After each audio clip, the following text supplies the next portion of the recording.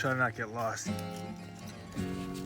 I may or may not have gotten a little lost. Recently, I feel like my life has gotten a little complicated. I'm getting older, I'm getting closer to being a real-life adult, and I have more responsibility than I've ever had.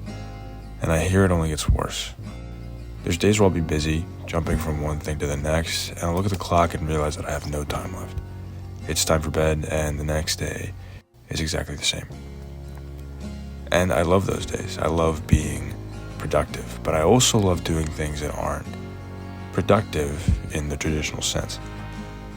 Somewhere in our formative years, we were injected with the idea that we have to be productive. And it's true. You can't really pursue your hobbies without money, and if you pick the right career path, it doesn't even feel like work, or so I've heard.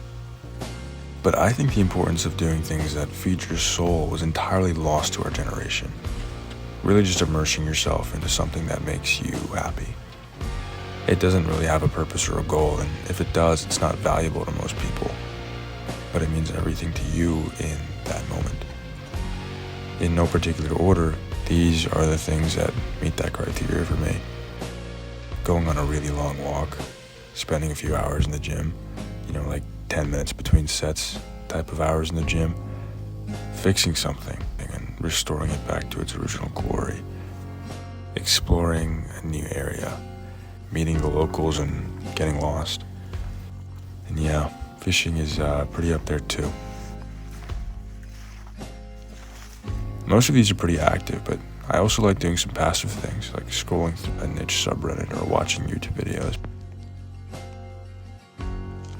And I guess that's the conclusion that I've come to. It's important to be productive, but it's also important to do something for yourself. And I think being able to strike that balance is something that I'm learning slowly. I've always been someone that's needed to be doing something, and I'm learning that maybe I don't.